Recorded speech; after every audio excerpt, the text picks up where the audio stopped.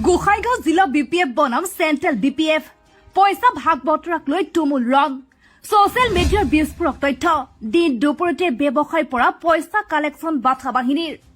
গোসাইগাঁও জিলা BPF কৰ্মীৰ গুণ্ডাগিৰি নিজ এলেকাত নিজেই চলাইছে ডকাইতি চৰম চিন্তাত BPF প্ৰধান হাগ্ৰামা মহিলাৰী দুয়োটা পক্ষই হাগ্ৰামাৰ আপোন কাক এৰিব কাক ধৰিব ৰাইজৰ পিঠিত ৰামটাঙোন দিন দুপৰতে সাধাৰণ জনতাক লুটিবলৈ সিন্ডিকেটক কোনে দিলে ক্ষমতা हरनि बेनि जाथायखौ लानानै माखासे माबा गसर मोननायखाय जों दा मिडियानि गेजेरजों मोनथिहोफिननो नागिरदों माने जोङो थांगासिनो आरो माने कारिगाव थांगासिनो दंमोन जों थांनाय समावनो बेयाव जोङो एनआरएल पेट्रल पाम्पआव जों स्पिड नंखाया 46 खुलुमबाय रायजोफोर दिनैहाय नोंथांमोनजों एसे सावरायनोसैलाय आरोखि ना दा जोङो एसामिस निउसाव नुगासिनो आरोखि ना दाख्लि थांनाय जे गसाइगावनि सिन्डिकेट माबानि सायाव गोबां दावराव जानायखौ नुनो मोन्दोंमोन नङा होमबा लोगोफोर दा बिनि सायावनो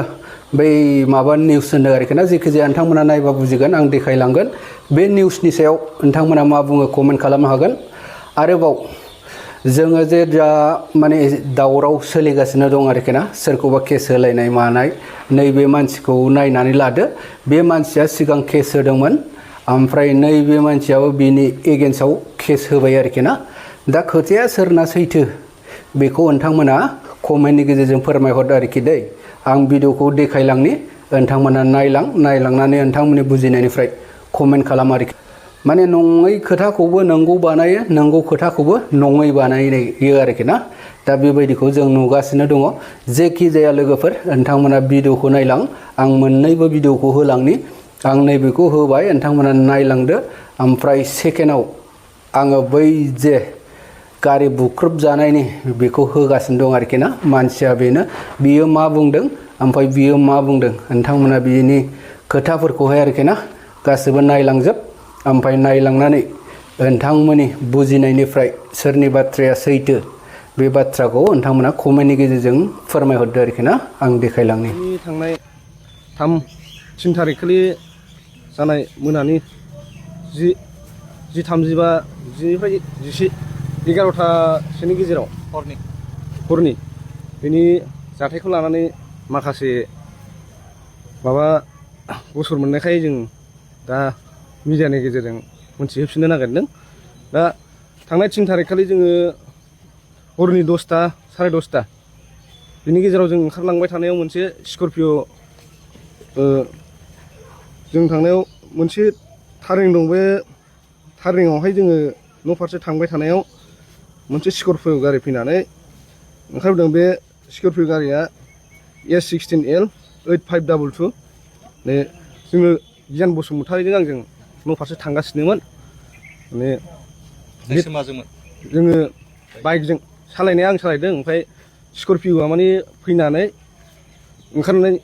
गोदोनायाव हमफैदों आंखौ मा दादागिरि होननानै आंखौ दाना बिसोरथ' जौफिजोबखानाय स्करपिय'आव साब्रै साबा दं ओमफ्राय स्करपिय'आव साब्रै साबा जों सानैल' गिबाय जोङो ओमफ्राय एसे नारा नाथा जालायबाय ओमफ्राय बिदिनो होख्राव एसे गन्डगल जानायाव मानसिफ्राबो गेदारिं जाहैबाय दा बेयावहाय माने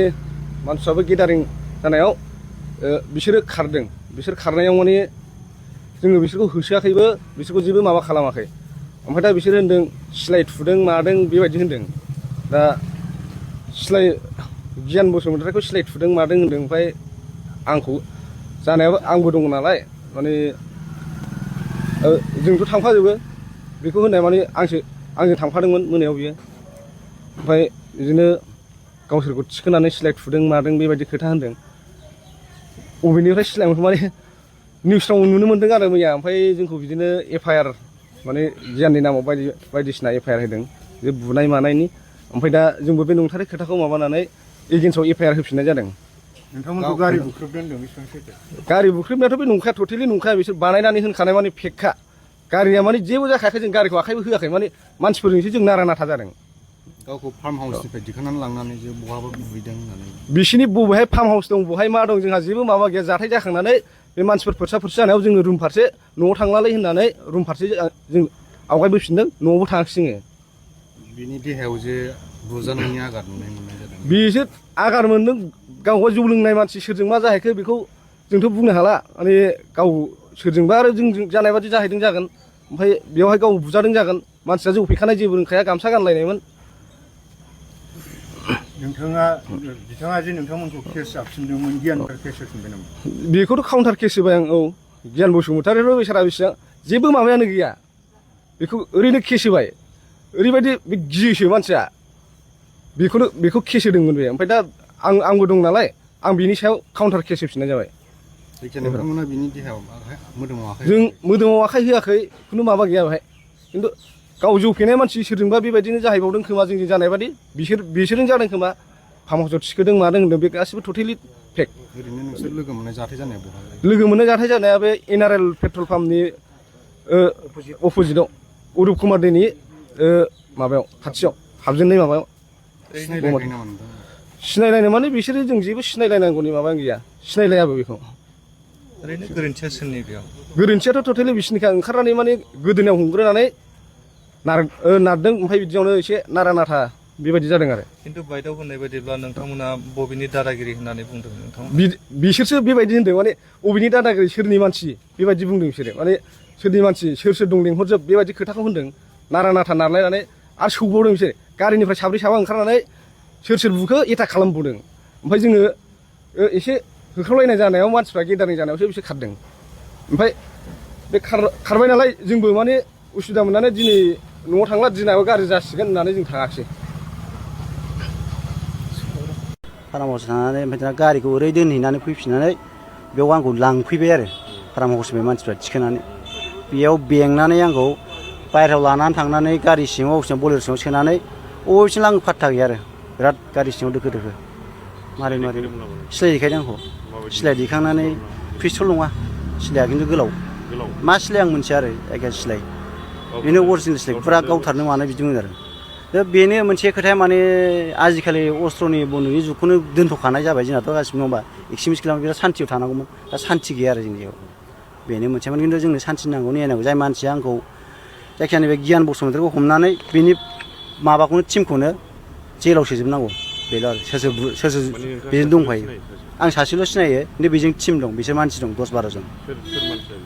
बे गियान बसुमतारि बे मानसिया গোসাইগাঁও জিলা বিপিএফ বনাম চেণ্ট্ৰেল বিপিএফ পইচা ভাগ বতৰাক লৈ তুমুল ৰণ ছচিয়েল মিডিয়াৰ বিস্ফোৰক তথ্য দিন দুপৰীয়াতে ব্যৱসায়ৰ পৰা পইচা কালেকশ্যন বাধা বাহিনীৰ